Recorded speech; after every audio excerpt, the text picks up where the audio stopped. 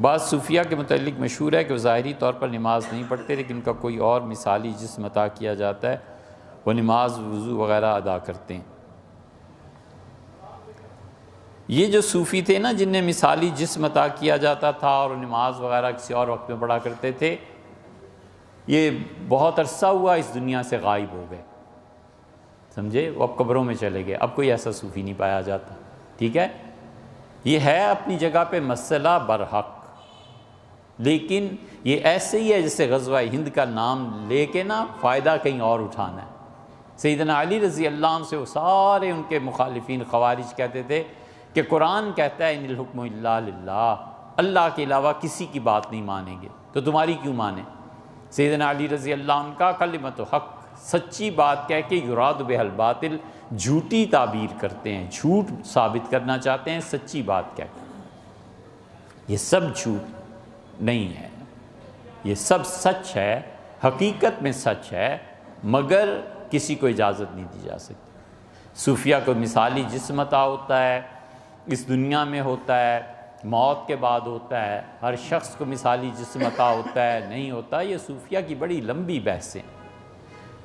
مثالی جسم کا عطا ہونا اور اس کا طی الارض کا حاصل ہونا کہ وہ ایک لمحے میں یہاں اور دوسرے لمحے میں بیت اللہ میں پہنچ جائے، یہ برحق ہے،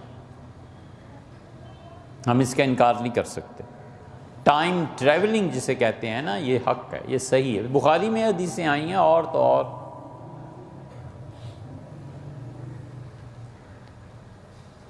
اگر آپ نے فلسفہ پڑھا ہے اور ٹائم کو پڑھا ہے تو پھر شاید آپ اس سوال سمجھ سکیں، ورنہ بہت مشکل ہے۔ صحیح بخاری میں ٹائم میں ٹریولنگ کے متعلق قرآن کریم میں نہیں آیا کہ سلیمان علیہ السلام جاتے تھے، رواہا شہر غدوہا شہر و رواہا شہر، وہ ایک مہینے کی مسافت طے کرتے تھے، صبح اور ایک مہینے میں گھوڑا جتنا چلتا ہے اتنی مسافت وہ شام کو طے کرتے تھے۔ اس آیت کی اب تک ہمیں نہیں سمجھ آئی بھائی، اب وہ لوگ بھی نہیں رہے جن سے سمجھیں، لیکن یہ آیت ہمیں سمجھ نہیں آتی۔ سلیمان علیہ السلام کہاں جاتے، اس لیے ریکارڈ کروا رہے ہیں کہ کسی کو سمجھ آئے یار تو ہمیں بھی بتانا۔ سلیمان علیہ السلام کہاں جاتے تھے؟ گھوڑا ایک مہینے میں کتنا دوڑ سکتا ہے؟ روزانہ فرض کر لیں 8 گھنٹے دوڑتا ہے تو کہاں تک جائے گا؟ وہ جاتے تھے تاریخ کے مطابق شام سے فلسطین میں، یا فلسطین سے شام تک کا یہ سفر تھا، وہ 16-18 کلومیٹر ہے۔ اللہ فرماتے ہیں ایک مہینہ صبح اور ایک مہینہ شام۔ وہ ایک مہینے کی مسافت وہاں سے کہاں بنتی تھی؟ کیا افریقہ جاتے تھے یا ہندوستان تشریف لاتے تھے؟ یمن نہ جاتے، یمن بھی اتنا دور نہیں۔ ایک مہینے کی مسافت بنتی کہاں تھی؟ خود یمن جانے کی روایت کیا ہے؟ یمن، شام، یمن، ہندوستان، افریقہ، تینوں روایات ہیں، اور تینوں میں کوئی اتنی پکی بات نہیں۔ پکی بات تو جب رسول اللہ صلی اللہ علیہ وسلم فرمائیں جاتے کہاں تھے۔ اس سے بھی پتہ چلتا ہے کچھ نہ کچھ یہ ٹائم ٹریولنگ کچھ نہ کچھ ہوتا ہی ہوگا۔ صحیح بخاری میں ٹائم کی ٹریولنگ کے متعلق آیا،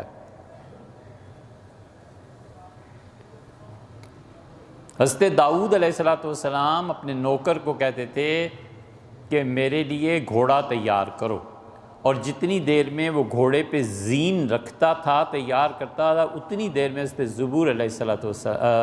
داؤد علیہ السلام زبور پوری پڑھ لیتے۔ یہ ٹائم کی ٹریولنگ نہیں تھی تو پھر کیسے ہوتا تھا؟ حضرت سلیمان علیہ السلام نے فرمایا، یہ بخاری میں آیا، حضور صلی اللہ علیہ وسلم انہوں نے کہا آج رات میں اپنی 100 بیویوں کے پاس جاؤں گا اور اللہ مجھے 100 بیٹے عنایت کرے گا، اور جب میرے بیٹے جوان ہو جائیں گے تو میں 100 گھوڑے انہیں دوں گا، اللہ کی راہ میں لڑیں۔ اب بادشاہ تھے، شہزادے تھے۔ فرشتے نے کہا انشاءاللہ بھی حضرت کہہ لیں۔ انہوں نے فرشتے کو دیکھا اور انشاءاللہ نہیں کہا۔ انشاءاللہ کیا کبھی ہوتا ہے اللہ پہ بھروسہ کر کے، کبھی ہوتا ہے تعلیقاً ایسے ہی کہہ دینا انشاءاللہ۔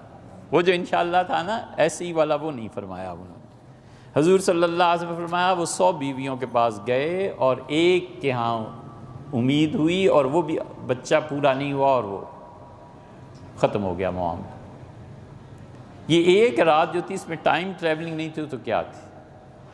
خود نبی کریم صلی اللہ علیہ وسلم جب حج کر کے واپس تشریف لائے ہیں تو صحیح بخاری وغیرہ میں روایات آتی ہیں، آپ کو یہ چیزیں اس سے بھی بتاتے ہیں کہ پھر پتہ نہیں آپ پڑھیں تو آپ کے ذہن میں کنفیوژن اسلام کے متعلق پیدا نہ ہو۔ نبی کریم صلی اللہ علیہ وسلم ایک ہی رات میں اپنی 11 بیویوں کے پاس گئے، غسل اندہاد اور ادھر غسل فرمایا، پھر دوسری کے پاس، پھر نہائے، پھر تیسری کے پاس، پھر وہاں نہائے۔ تو یہ ٹائم کتنا تھا رسول اللہ صلی اللہ علیہ وسلم کے پاس، اور قوت تو خیر اللہ کی طرف سے تھی، مگر ٹائم کتنا تھا؟ یہ سب چیزیں اس ٹائم ٹریولنگ پہ آتی ہیں۔